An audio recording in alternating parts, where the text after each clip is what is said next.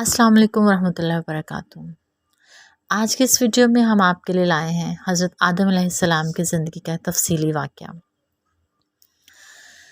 قرآن مجید میں بیان ہونے والے بہترین قصوں میں سے ایک قصہ بنی نوع انسان کے باپ یعنی حضرت آدم علیہ السلام کا ہے۔ آپ اللہ تعالیٰ کے پہلے نبی ہیں۔ آپ کا قصہ قرآن مجید کی مختلف صورتوں میں بہت خوبصورت انداز میں بیان ہوا ہے۔ اللہ تعالیٰ نے سورہ بقرہ میں اس قصے کو بیان کرتے ہوئے فرمایا، اور وہ وقت یاد کرنے کے قابل ہے جب تمہارے پروردگار نے فرشتوں سے فرمایا کہ میں زمین میں اپنا نائب بنانے والا ہوں۔ انہوں نے کہا، کیا تو اس میں ایسے شخص کو نائب بنانا چاہتا ہے جو خرابیاں کرے اور قتل و غارت کرتا پھرے، جبکہ ہم تیری تعریف کے ساتھ تسبیح بیان کرتے رہتے ہیں۔ اللہ تعالیٰ نے فرمایا، میں وہ باتیں جانتا ہوں جو تم نہیں جانتے۔ اور اللہ تعالیٰ نے آدم علیہ السلام کو سب چیزوں کے نام سکھائے، پھر ان کو فرشتوں کے سامنے پیش کیا اور فرمایا کہ اگر تم سچے ہو تو مجھے ان کے نام بتاؤ۔ انہوں نے کہا، سبحانک لا علم لنا الا ما علمتنا، تو پاک ہے، جتنا علم تو نے مجھے بخشا ہے اس کے سوا مجھے کچھ معلوم نہیں۔ اللہ تعالیٰ نے آدم علیہ السلام کو حکم دیا، آدم تم ان کو ان چیزوں کے نام بتاؤ۔ جب آدم علیہ السلام نے ان کے نام فرشتوں کو بتائے تو اللہ تعالیٰ نے فرشتوں سے فرمایا، کیوں؟ میں نے تم سے نہیں کہا تھا کہ میں آسمانوں اور زمین کی سب پوشیدہ باتیں جانتا ہوں، اور جو تم ظاہر کرتے ہو اور جو تم چھپاتے ہو مجھے سب معلوم ہے۔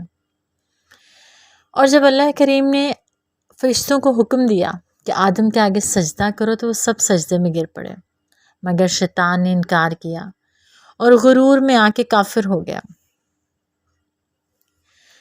یعنی اللہ تعالیٰ نے حضرت آدم علیہ السلام اور ان کی اولاد کی تخلیق کا ارادہ فرمایا۔ انہوں نے فرشتوں کو اعلان کیا، ان کو فرشتوں کو بتایا کہ میں آدم علیہ السلام اور ان کی اولاد کی تخلیق کرنے جا رہا ہوں، جس طرح کسی بھی عظیم کام کو وجود میں لانے سے پہلے خبر دی جاتی ہے۔ فرشتے حضرت آدم علیہ السلام کی تخلیق کے بارے میں مزید معلومات اور ان کی حکمت جاننے کے خواہش مند تھے، اس لیے انہوں نے عرض کی، أَتَجْعَلُ فِيهَا مَن يُفْسِدُ فِيهَا وَيَسْفِكُ الدِّمَاءَ، کیا آپ ایسے شخص کو نائب بنانا چاہتے ہیں جو خرابیاں کرے اور کشت و خون کرتا پھرے؟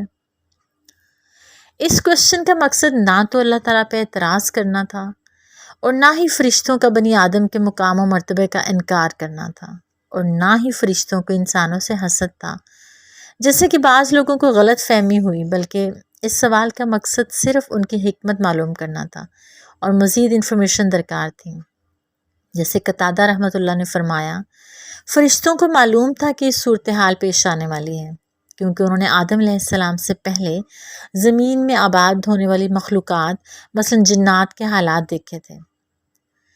حضرت عبداللہ بن عباس رضی اللہ تعالیٰ عنہ نے فرمایا، جن آدم علیہ السلام سے تقریباً 2000 سال پہلے سے زمین پر آباد تھے، انہوں نے قتل و غارت کی تو اللہ تعالیٰ نے فرشتوں کا لشکر بھیجا، اور ان فرشتوں نے ان فسادی جنوں کو سمندروں کے دور دراز جزیروں کی طرف دھکیل دیا۔ اسی تجربے کے پیش نظر فرشتوں نے کہا، وَنَحْنُ نُسَبِّحُ بِحَمْدِكَ وَنُقَدِّسُ لَكَ، اور ہم تیری تسبیح، حمد اور پاکیزگی بیان کرتے ہیں۔ یعنی اس کا مطلب یہ ہے کہ ہم ہمیشہ تیری عبادت کرتے ہیں، ہم میں سے کوئی بھی تیری نافرمانی نہیں کرتا۔ اگر انسانوں کی تخلیق کا مقصد یہ ہے کہ وہ تیری عبادت کریں تو ہم موجود ہیں جو دن رات کسی کوتاہی یا اکتاہٹ کے بغیر تیری عبادت میں مشغول رہتے ہیں۔ اللہ تعالیٰ نے فرمایا، انی اعلم ما لا تعلمون، جو کچھ میں جانتا ہوں تم نہیں جانتے، یعنی مجھے ان کی تخلیق کی وہ حکمت معلوم ہے جو تم نہیں جانتے۔ اس سے مراد یہ ہے کہ اللہ تعالیٰ نے فرمایا کہ یعنی آدم علیہ السلام کی اولاد میں سے نبی، رسول، صدیق، شہداء اور نیک لوگ پیدا ہوں گے۔ اللہ سبحانہ و تعالیٰ نے تخلیق آدم کے بعد فرشتوں کے سامنے حضرت آدم علیہ السلام کی علمی برتری اور فوقیت واضح فرما دی، اور یہ فرمایا، وَعَلَّمَ آدَمَ الْأَسْمَاءَ كُلَّهَا، اور آدم کو تمام نام سکھا دیے۔ حضرت عبداللہ بن عباس رضی اللہ تعالیٰ عنہ نے فرمایا، اس سے مراد ان چیزوں کے نام ہیں جن سے لوگ ان چیزوں کو پہچانتے ہیں اور ایک دوسرے کو اپنی بات سمجھاتے ہیں، یعنی وہ چھوٹی بڑی اشیاء جن سے روزمرہ زندگی میں واسطہ پڑتا ہے، مثلا انسان، حیوان، زمین، میدان، سمندر، پہاڑ، اونٹ، گدھا، تمام چیزیں، غرض ہے کہ ہر چھوٹے بڑی چیزوں کے نام ان کو اللہ تعالیٰ نے اس لیے سکھا دیے اور اس لیے فرشتوں کے سامنے ان سے پوچھا تاکہ فرشتوں کو یہ واضح ہو سکے کہ اللہ سبحانہ و تعالیٰ نے آدم کو ان سے زیادہ علم عطا فرمایا ہے۔ اس طرح اللہ تعالیٰ سورہ حجر میں حضرت آدم علیہ السلام اور جنوں کی تخلیق کا تذکرہ فرماتے ہیں۔ اس کے ساتھ ساتھ ابلیس کے آدم کو سجدے سے انکار کے بعد اس پہ لعنت بھی فرماتے ہیں۔